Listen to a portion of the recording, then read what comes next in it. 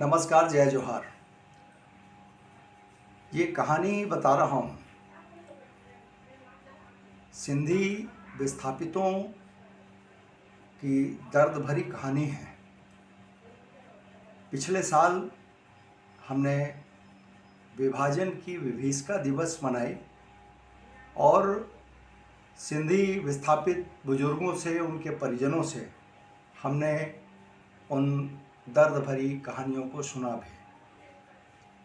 आज 75 साल से भारत गणतंत्र राज्य होने के बाद हम सन 52 से 62 के बीच इन विस्थापित परिवारों को जो अधिकार इस भूखंड में देना था, उसका जो कानून बना है, विधेयक बना के कानून बनाया गया है, उसका परिपालन हम नहीं कर पाए।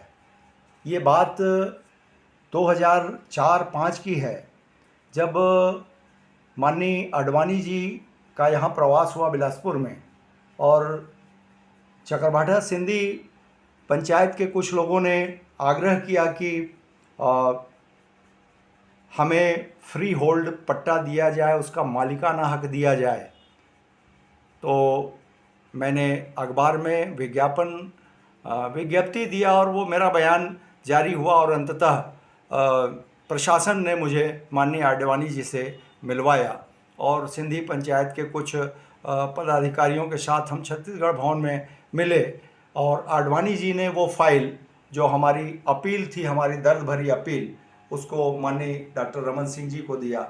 और रमन सिंह जी के मंत्रिमंडल में तत्कालीन वित्त मंत्री माननीय अमर अग्रवाल जी थे और उन्होंने उस प्रक्रिया को आगे बढ़ाया। राजस्व मंत्री कंवर जी थे और बृजमोहन अग्रवाल जी जब राजस्व मंत्री बने तो 6-7 में उस पट्टे का काम हुआ और कुछ 387 पट्टे जो हैं जारी हुए 824 पट्टों में से।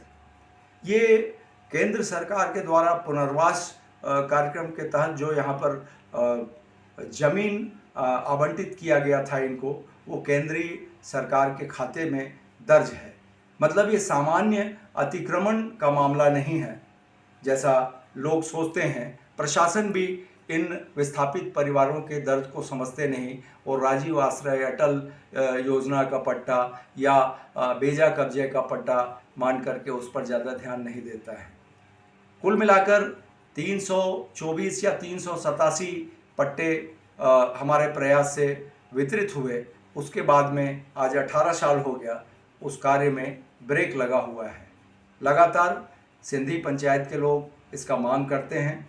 निश्चित तौर पर जब इनको मालिकाना हक मिलेगा उस ज़मीन का, तो उस पर जो इंफ्रास्ट्रक्चर बना हुआ है, घर द्वार मकान, तो उसका वैल्यूएशन होगा और उसके माध्यम से इनको अपने ही जमानत पर बैंक जो है बड़ी लोन दे सकती है।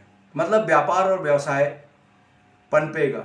आप जो ये 4000 की आबादी में 100 दुकानें, बड़ी बड़ी दुकानें मेन रोड में देखते हैं, ये नाव का ठीक ऊपर का हिस्सा है और उसके नीचे 75% जो हिस्सा है वो सवेरे 5:30 से 8 बजे के बीच में बच्चे 7 से 8 हज़ार रुपये की नौकरी करने के लिए वो दुकानों में जाते हैं। ये सिंधी समाज की सामाजिक और आर्थिक स्थिति है। मैं कुल मिलाकर बताना ये चाहता हूँ कि इस समाज में एक वर्ग बहुत बढ़ा हुआ है जिसको नीचे तबके के बारे में कोई चिंता नहीं है। ये आरोप नहीं है, मैं जो अनुभव कर रहा हूँ, चूँकि मैं इन समस्याओं को लेकर के इस समाज की भलाई के लिए लड़ रहा हूँ और इस समाज के लोग जो नेतागिरी करते हैं, सरकार के बीच में रहते हैं, उनको इन समस्याओं से कोई लेना देना नहीं है। सिंधी समाज में जो भाई लोग नेतागिरी करते हैं, मुख्यमंत्री और मंत्रियों के साथ में दिन भर रहते हैं, मगर उनको इन 18 साल में कभी ये ज़रूरत उन्होंने महसूस नहीं किया कि छत्तीसगढ़ के पूरे क्षेत्र में जो उनके समाज के लोग इस पीड़ा को भोग रहे हैं, उसके लिए कहीं वो बात रखें। मैं जब जाता हूँ तो मुझे महीनों इंतज़ार करना पड़ता है, मुझे समय लेने के लिए कि मैं इस बात को आपके पास रखूँगा करके।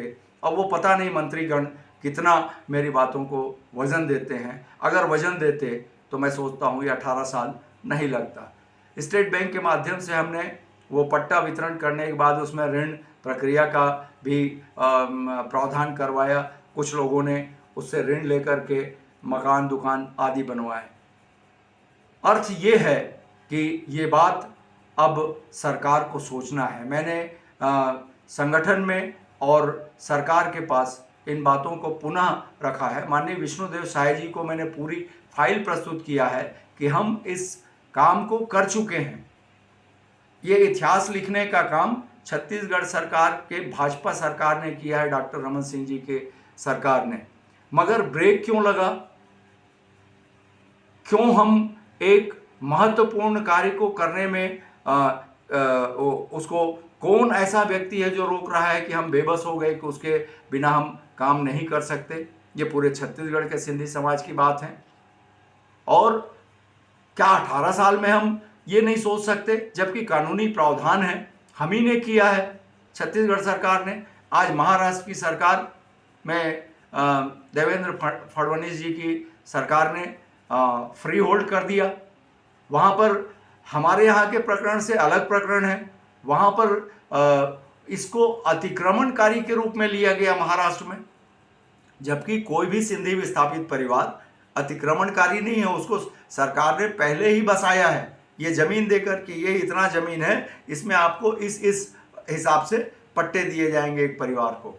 तो मेरा निवेदन है सरकार से, माननीय विष्णुदेव साय जी से और संगठन के महानुभावों से, कि मैंने आप लोगों से गुजारिश किया है, सिंधी समाज के हमारे जो भाजपा के कार्यकर्ता हैं उनकी छवि ऐसे बनाई जाती है कि ये मुख्यमंत्री का राइट हैंड है, ये कलेक्टर को ऐसे फ़ोन लगाता है, ये वैसे फ़ोन लगाता है। व्यावसायिक राजनीति कुछ अलग होती है। वो जो जलवा ठोकते हैं समाज में, वो उनका जलवा अलग होता है। मैं यही चीज़ महसूस कर रहा हूँ।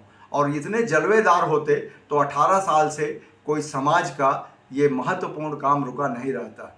मैं क्षमा चाहता हूँ सिंधी समाज के नेता भाइयों से कि आप जलवा ठोकते रहिए। आप मंत्री के दाएं बाएं रहे, मुख्यमंत्री के खास रहें, उनके किचन कैबिनेट में रहें, मगर आप लोगों ने अपने समाज के प्रति दायित्व तो नहीं निभाया है।